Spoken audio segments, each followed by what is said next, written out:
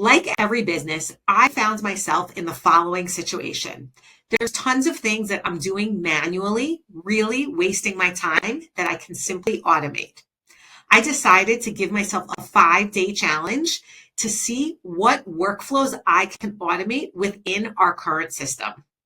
This next series of 5 videos will show you each day what I automated within our workflow. It's never too late to get started to automate your business. I'd love to have you join me in this challenge and let me know in the comments below what you decided to automate.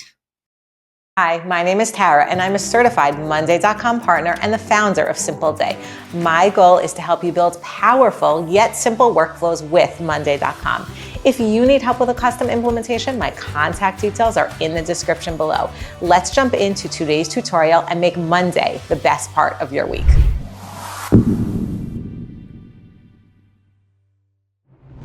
For today's automation within this challenge, I want to show you how I automated the creation of a draft email to send out my proposals. Now, if you remember, I send out my proposals with a tool called Anchor. Within Anchor directly, you can send out proposals. However, I found that I prefer to send it out manually from my email simply because I get a better open rate and response rate when I send it out there. Now, you can send this out through the Monday CRM. I'm still doing it through my Gmail. So what I decided to do is actually create a draft email automatically when I tell Monday I'm ready to send out a proposal. So let's see how this works. You can see here that I need to send out a proposal to Jesse, and the status is waiting for meeting.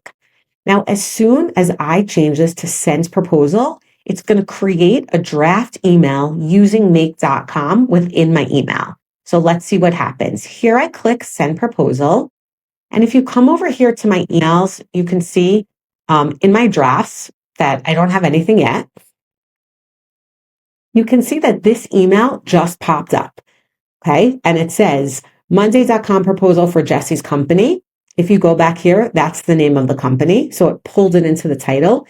Here's my templated email that I send out to him, and it automatically pulled in his email address. So now what I can do is send out this email without having to copy his email address or write in his company. It's all right there, easy for me to send out right within my Gmail. So I've automated the connection between Monday.com and Gmail. Hit the like button if you enjoyed this video, and remember to subscribe to receive tips and tricks on how to use Monday.com.